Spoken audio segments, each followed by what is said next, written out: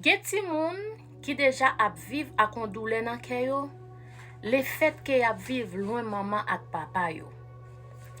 Gen parents qui fin fè ti moun yo, le fait que yo pa gen assez moyen pour yo lever ti moun sa voye l'école bal manger, acheter habit pour li, yo obligé bay ti moun sa avec yon proche yo ou bien avec n'importe l'autre moun yo connaît qui gen assez possibilité pour aider ti moun.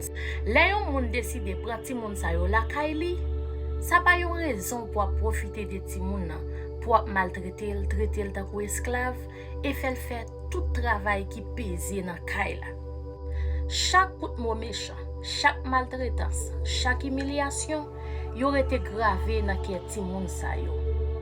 Pas de tuer la vie yon ti moun parce qu'il pas gen même sang avec ou, parce qu'il pas sorti dans entrailles ou.